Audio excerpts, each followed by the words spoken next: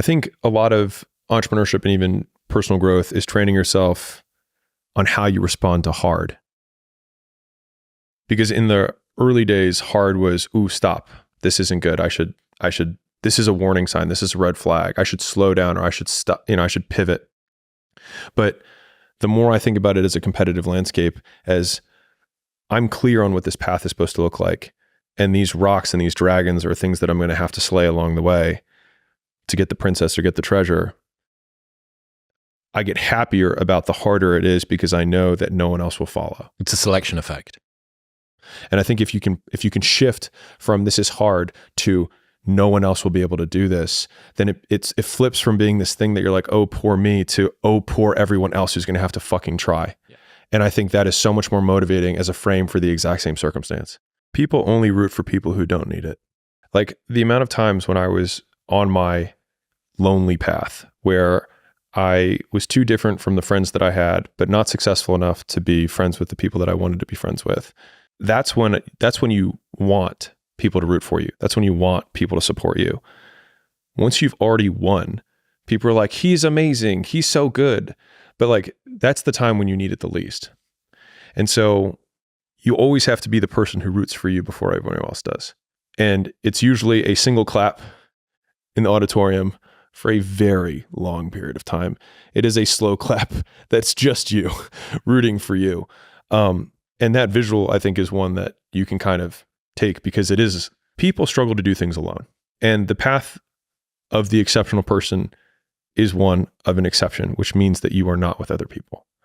And rather than fighting that or bemoaning it, see it as an indicator that you're on the right path. Because if everyone else were cheering you on, then it means you're not in the right place, because it means you're just like everyone else, and that's not where you want to be. I think a hopeful message that anyone can think about who's in that hard period or in that start period is that it won't get harder. Like, this is the hardest part.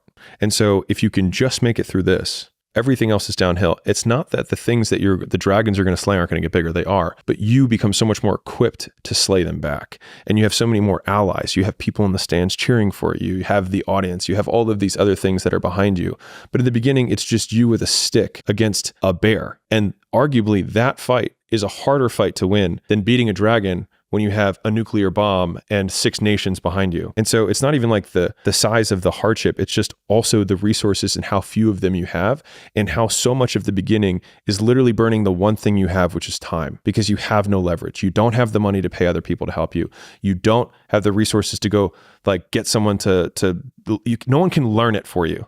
It's like there's a lot of the things that we care about a lot. Like, no one can work out for you. It doesn't matter how much money you have. No one can learn skills for you. And so in the early days, like, it feels so painful because you're like, you look around to see who can help you, and then you're like, fuck, it's me again. And I think getting comfortable with the idea that each of these things, kind of like Slumdog Millionaire, if you've seen that movie where I'll give you the TLDR. He goes through his entire life of randomness, and he gets on a Who Wants to Be a Millionaire version in India.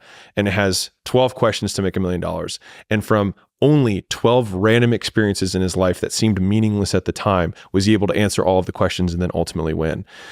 The skills that you develop along the way, like Steve Jobs learning calligraphy that then became Apple fonts that, transformed how we type. Those early days, that little trench winning in the weeds, oftentimes gives you these huge advantages later on because you have more context than anyone else. And so rather than lament them and hate the fact that you're going through it, remembering that these will be arrows that you put in the quiver that you're going to be using to slay the future bigger dragons. And so expecting it to be easy is what makes it much harder than it ever is. There's a quote that I love from Dr. Kashey. I'll probably butcher it, but experts have more ways to win than beginners do. And so if an expert goes into any setting that they're expert in, they have so many faster feedback loops that reward them in the moment before the ultimate outcome. So if you're a master video editor, there's so many things that you can do that while editing, you make one change and then it looks right. You have a positive feedback loop. And so I think when you're on the start path, you can't look at the outcome as the only positive because you will never make it. And so the positive frame that I've always used is, sure, you can have the external ones of like, I like thinking about my first videos had like 13 views. And I'm like, well, if I had an audience of 13 people, I used to spend years pitching, weight loss stuff to rooms of 13, and that was fine. And so thinking about that way was helpful.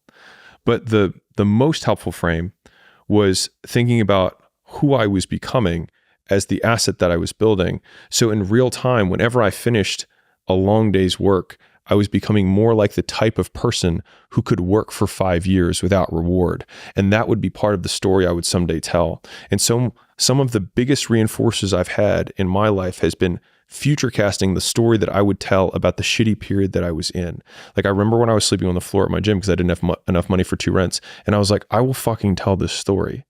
And when I lost everything for the first time, I have the screenshot of the bank account. Like when I show it, people are like, oh, look, there's that thing. But they forget that there was a person who screenshotted it to be like, this won't fucking happen again. And I think having a larger narrative of where you're ultimately going, one, gives you the vision of where you're knows where he's going, but it allows the dragons that you have to slay along the way, the hard things that you have to overcome, to feed into the larger narrative of the story that you'll someday tell. And so like no one ever tells stories about the hero who made it all happen immediately and had no hardships. No one cares, right? Like, okay, you were born to a billionaire. Is there a story there? Not really. But everyone loves the story because we can see ourselves in the character and how much we hope to be like them. And it's the being like them, not the having what they have, that we usually like. And so reframing ourselves as the hero of that narrative in my harder times was what really got me through that, and thinking, I will tell this story someday. Have you heard Rogan talk about the be the hero of your own story thing? Mm-mm. I just got into business. So actually I just made the investment in school. And I was talking to Sam, the founder, and I was talking to him and I said, I want to give you the single easiest razor to predict my behavior. And I said, whatever will be the most epic story is the thing that I will most likely do. And so oftentimes the most epic story is not the shortest outcome to victory. It's the long saga that results in this big thing later eventually. And I was like, if you ever want to know, if you're like, I'm not sure what he's going to do in this situation, just wonder what the most epic story to tell would be. And that's usually what I will do.